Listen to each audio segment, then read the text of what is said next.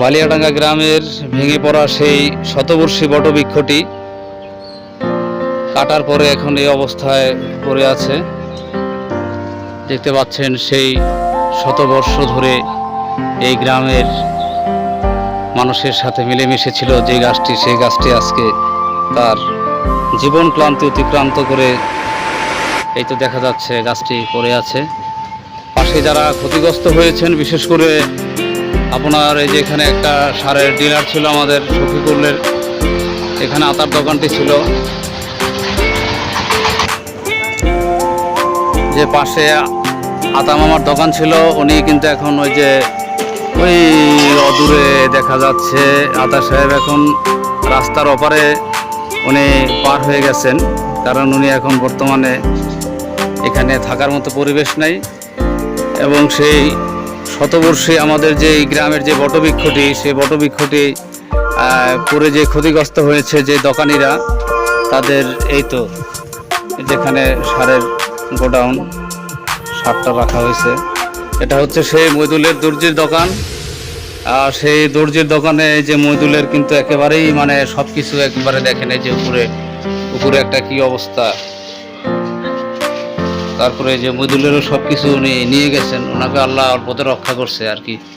ওই সময় মইদুল সাহেব ঘরে কাজ করতেছিল। তারপরে যে এখন আমরা দেখতে পাচ্ছি যে মেরামতের জন্য সেই শতবর্ষে আমাদের যে বটবৃক্ষটি ছিল, সেই বটবৃক্ষটি পড়ে গিয়ে যে ক্ষতিগ্রস্ত হয়েছে পার্শ্ববর্তী যেই দোকানিরা, সেই দোকান ঘরগুলো কিন্তু এখন মেরামত করছেন। এবং আমাদের স্থানীয় যিনি ঘর মিস্ত্রি আমাদের জয়নাল কাকা, উনি গ্রামে মোটামুটি অনেক বাড়িঘরই তিনি নির্মাণ করেন। এবং এই গ্রামের এখন বর্তমানে ঘরের যারা কাজ করেন, বিশেষ করে টিন বা রুয়ার কাজ, এই কাজগুলোর ম্যাক্সিমাম কিন্তু আমাদের এই জয়নাল কাকাই করেন। দেখতে পাচ্ছেন যে জয়নাল কাকা কিন্তু সেই কাজটা তারা করছেন, মেরামত করতেছেন। এই যে দেখুন যে গাছের যে বিভিন্ন যে অংশগুলো, তো এগুলো আপনার ফেলে রাখা হয়েছে। তো আমরা এখন একটু জয়নাল কাকার সাথে কথা বলতে চাই যে কাকা, এই কাজটি আপনার কবে থেকে শুরু করছেন? এই যে আজকে থেকে। তো এখন মোটামুটি যে অবস্থা, কি মনে করলেন, ক্ষতি কি কেমন হয়েছে? ক্ষতি প্রচুর হয়েছে, কিন্তু ক্ষতি বহুত হয়েছে না? যাই হোক ক্ষতিগ্রস্ত হয়েছে। এবং এটা সারতে কয়দিন সময় লাগতে পারে? তাও মোটামুটি 4 দিন সময় লাগবে না?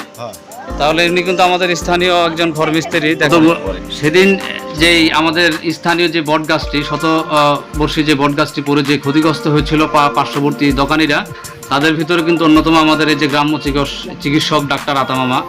এখন সেদিনের যে ক্ষতিগ্রস্ত হওয়ার কারণে কিন্তু আমি আপনাদের দেখালাম যে ওপার থেকে কিন্তু তিনি এপারে কিন্তু পরিবর্তন হয়েছে আর কি। এই যে দেখা যায় সেদিন তার কি পরিমাণ ক্ষতি হয়েছিল, এবং তিনি সেই বিভীষিকাময় দৃশ্যর যদি একটু বর্ণনা দিতেন। যে সেদিন আমার মোটামুটি প্রায় 4 লক্ষাধিক টাকার মতো ক্ষতিগ্রস্ত হয়েছে।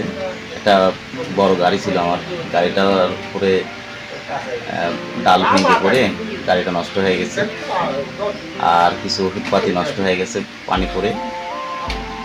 শেষ পর্যন্ত ওই দোকান থেকে একটা দোকানে স্থানান্তর করেছে। আপাতত এখানে বসে কোনো রকমের চিকিৎসা দিচ্ছি আর কি। আর যে মামা সেদিন যে গাছটি পড়ে গেছিল, সে সময় তো আপনি চেম্বারে ছিলেন। জি। আচ্ছা, সেই দৃশ্যটি কেমন, সেটা বিভীষিকাময় কেমন, সেটা আমি তো এর আগে পত্রিকা তুলে ধরছিলাম যে সেটা আরও করুন। তো আজকে একটু আপনার কাছ থেকে শুনতে চাই যে সেদিনের বর্ণনাটা। আসলে বলার মতো সে ভাষাটা নেই। যেদিন এই কাজটা হয় সেদিন আমি রীতিমতো চেম্বারে বসেছিলাম, এবং হঠাৎ করে যখন আমার টিনের চালে গাছটি যখন পড়লো, মনে হলো যে একটা বজ্রপাতের মতো হলো।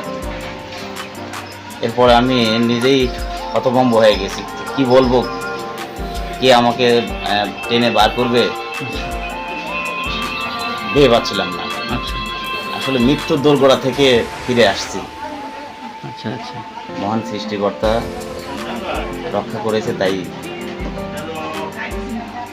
যাই হোক আপনার সেদিনের সেই বিভীষিকাময় যে পরিবেশ আপনি পড়েছেন, সেক্ষেত্রে আমরাও মর্মাহত।